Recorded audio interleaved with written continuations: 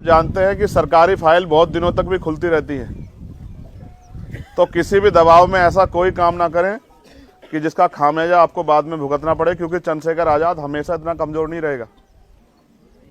ये बात मैं आपको बहुत जिम्मेदारी से कह रहा हूँ। मैं हल्ला मचाने में भरोसा नहीं रखता हूँ, मैंने बहुत दिन हल्ला मचा लिया।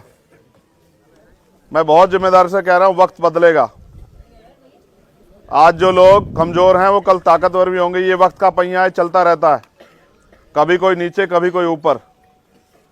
मैं बहुत जिम्मेदारी से कह रहा हूँ और आप जिनको मैं कह रहा हूँ वो सुन रहे हैं। आप ये याद रखना, जिस दिन फाइल मेरे सामने आएगी फिर उस दिन आपको भगवान भी नहीं बचा पाएगा। ये बात आप याद रखना मुझसे। लड़ी जाएगी औरैया में, लड़ाई मजबूती से लड़ी जाएगी कि सबको याद रहे। आप मदद करोगे इस लड़ाई में? 1 लाख लोग औरैया जिला मुख्यालय पे इकट्ठे होंगे। कितने लोग? 1 में 1.25 हो जाएंगे, 1.5 हो जाएंगे, लेकिन 1 में 1 लाख से 1 कब नहीं होगा। मेरा वचन है। कहूंगा कि वो अकेला ना समझे, ऐसे हाथ उठा के इसकी मदद करके दिखाओ कि तुम इसके साथ हो। चलो बात करें। मैं आपसे बहुत आग्रह से कहूंगा, पीछे हो जाओ। वो मकान बहुत मजबूत नहीं है, जो छज्जे बैठे पीछे हो जाओ थोड़े से, सब खराब हो जाएगा। अगर चोट लगी तो आप लोगों को पीछे हो जाओ। ये तुमसे कह रहा हूं, पीली शर्ट,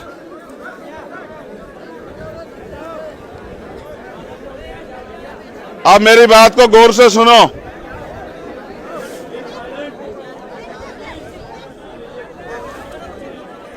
आप लोग यहां क्यों आए हो? क्यों आए हो आप लोग यहां? है न्याय कहां? यहां रखा है क्या न्याय? न्याय यहां रखा है क्या?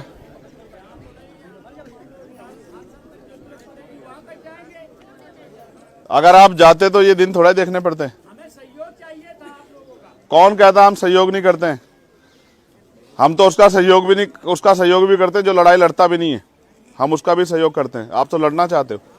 ये गौरव, ये 12 साल के इन्होंने अपने पिता खो दिए और इनके पिता की जान प्राकृतिक मौत से नहीं हुई है, बुखार आने से, एक्सीडेंट होने से या किसी और बीमारी से। इस जान के लिए बहुत सारे लोग दोषी हैं, जिनमें आप भी हैं। आपकी चुप्पी, आपकी लापरवाही और आपकी गैर जिम्मेदारी अपराधों को बढ़ावा दे रही है। लड़ाई आपकी है, कोई और क्यों लड़ेगा? आप 13वीं में इतनी बड़ी संख्या में इकट्ठा होते हो, आप शादियों में इतनी बड़ी संख्या में इकट्ठा होते हो, लेकिन जब न्याय दिलाने की बात आती है तो आप डर के घर में घुस जाते हो। क्या हो जाएगा? ज्यादा मुकदमा लग जाएगा। क्या हो जाएगा? ज्यादा जेल चले जाएंगे। आप उत्तर प्रदेश उठा के देखोगे तो रोज कहीं ना कहीं 10-20 लोग मर ही तो रहे जिलों में। आप इतने लोगों के मरने के बाद भी जागना नहीं चाहते। मैं क्या करूं? आज मैं आ गया हूं तो आपको लगा कि चलो भाई आ गए तो भाई के साथ चलते हैं। मैं आपसे आग्रह कर रहा हूं, आप अगली बार किसकी हत्या का इंतजार कर रहे हैं? अपनी? अगर ऐसा माहौल नहीं बनेगा न्याय प्रिय, कानून व्यवस्था वाला, तो फिर किसी की हत्या होगी ना। मैं गौरव को ये वचन देने के लिए आया हूं कि उसके परिवार को अब कोई आंच नहीं आएगी। क्या मैं आपकी जिम्मेदारी पे ये वचन उसको दे दूं? हाथ उठा के बताओ। गौरव, ये सब लोग तुम्हारी मदद करने आए, तुम इनका धन्यवाद कर। हाथ जोड़ के धन्यवाद करो सब लोग।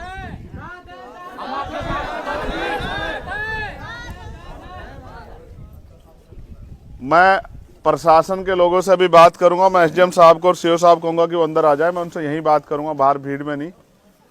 लेकिन मैं पुलिस के अधिकारियों से ये आग्रह करूंगा, मेरा आग्रह ये, मैं अभी आपको कुछ और क्या कहूं मैं आपसे, मैं इतना ताकतवर हुई नहीं अभी। इन्होंने मुझे ताकतवर बनाया नहीं है। इनको गुलाम नेताओं में ज़्यादा मजबूत नेता दिखाई देते हैं। तो मैं आपसे आग्रह ही कर सकता हूं, लेकिन मैं आपको ये भी कहूंगा आज बिल्कुल जिम्मेदारी से, आप जानते हैं कि सरकारी फाइल बहुत दिनों तक भी खुलती रहती है, तो किसी भी दबाव में ऐसा कोई काम ना करें कि जिसका खामियाजा आपको बाद में भुगतना पड़े, क्योंकि चंद्रशेखर आजाद हमेशा इतना कमजोर नहीं रहेगा। ये बात मैं आपको बहुत जिम्मेदारी से कह रहा हूं।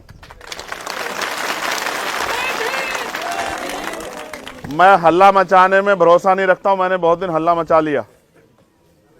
मैं बहुत जिम्मेदारी से कह रहा हूं, वक्त बदलेगा। आज जो लोग कमजोर हैं वो कल ताकतवर भी होंगे। ये वक्त का पहिया है, चलता रहता है, कभी कोई नीचे कभी कोई ऊपर। मैं बहुत जिम्मेदारी से कह रहा हूं और आप जिनको मैं कह रहा हूं वो सुन रहे हैं। आप ये याद रखना, जिस दिन फाइल मेरे सामने आएगी फिर उस दिन आपको भगवान भी नहीं बचा पाएगा। ये बात आप याद रखना मुझसे।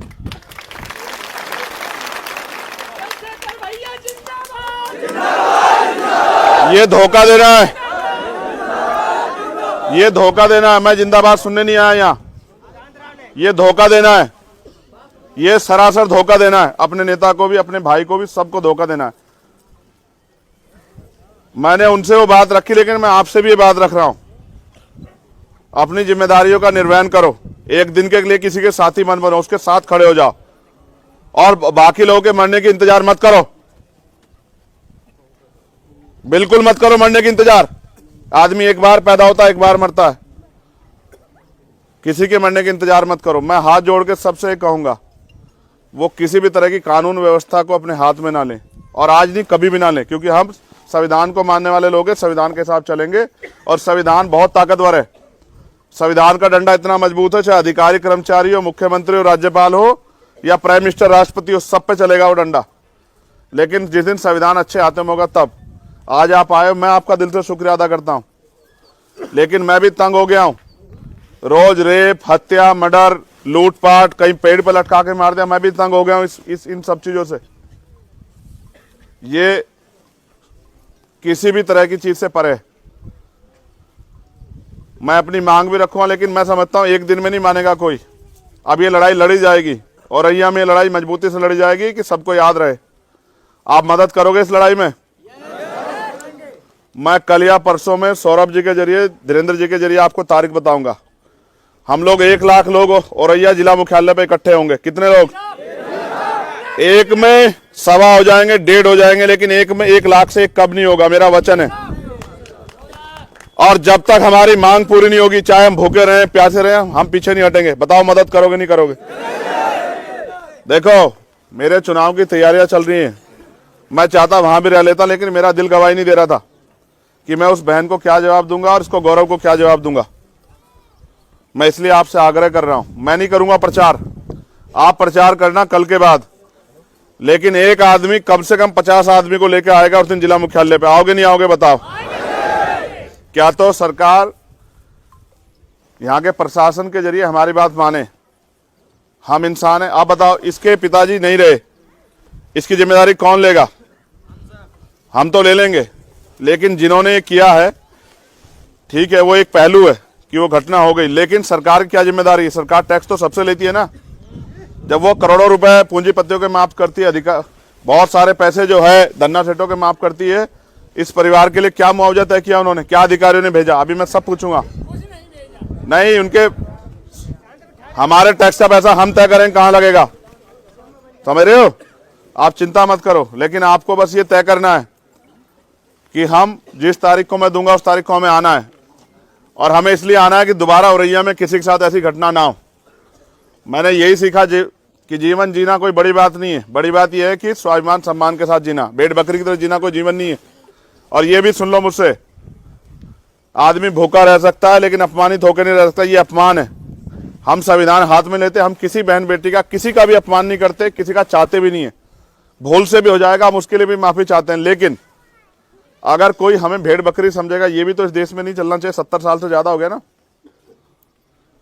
नाम गुलाम है, नाम गुलामी की तरह जिएंगे। हमारे कत्ल करने वाले हर व्यक्ति की बात समझनी पड़ेगी कि हम इंसान हैं, हम जानवर नहीं है, और हम अपनी लड़ाई लड़ना जानते हैं।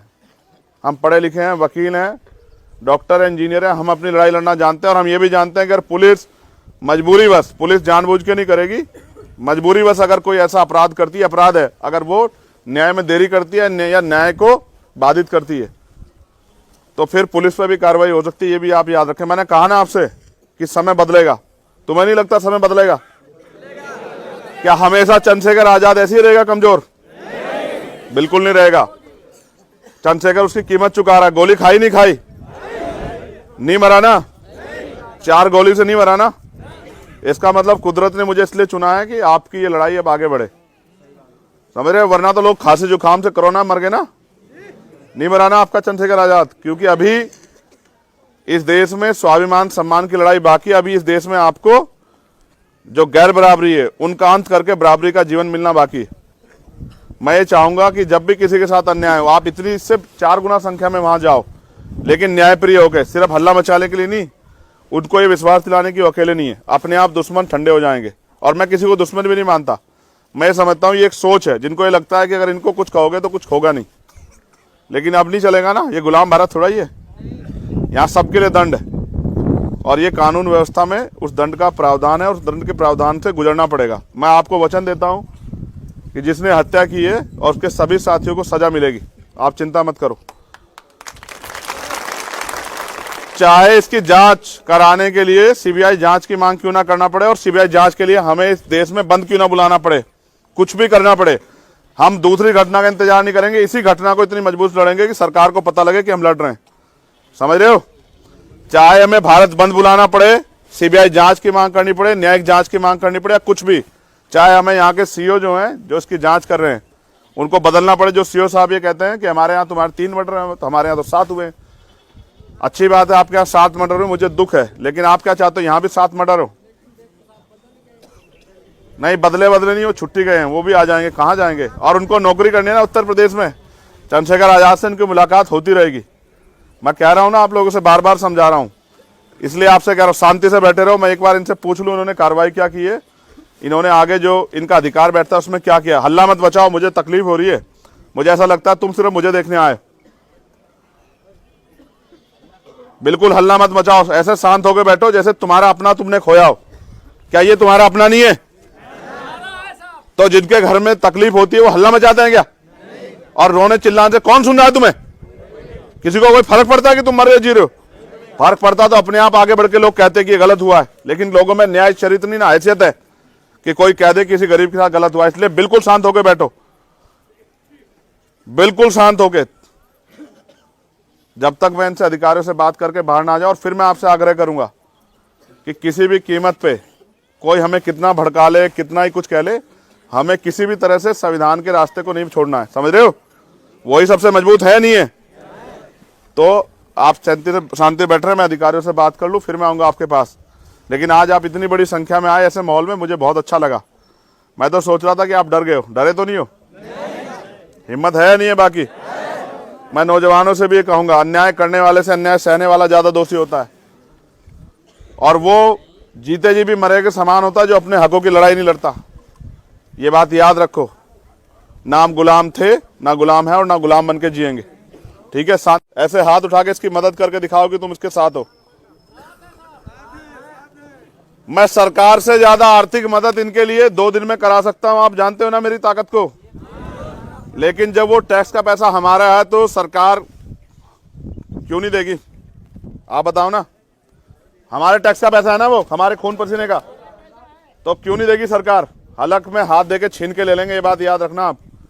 बिल्कुल आप सुन लो, हम जानते हैं ना अपने अधिकारों को। आप देखना, परसों तारीख आने तो मैं आपको दिखाऊंगा कैसे मिलते हैं। इनकी रक्षा भी होगी, इनकी सुरक्षा भी होगी, इनका जो हक अधिकार है वो भी मिलेंगे। लेकिन तब मिलेंगे जब आप मेरी आवाज़ पे खड़े रहोगे। जब आप मेरी आवाज़ के साथ नहीं खड़े होंगे, इधर उधर घूमते रहोगे, टहलते, तो फिर एक के बाद एक का नंबर आएगा। मेरा तो पहले आ गया था, लेकिन मैं बच गया ना, क्योंकि अभी मेरा समय नहीं आया। इसलिए शांति से बैठ रहो। तुम्हारे पैर नहीं होंगे, तुम मजदूर किसानों के बेटे हो, तुम्हारे पैर नहीं थकेंगे, और थक जाए तो जमीन पे हो जाओ, क्या फर्क पड़ता है? ठीक है, शांति से बैठे रहो।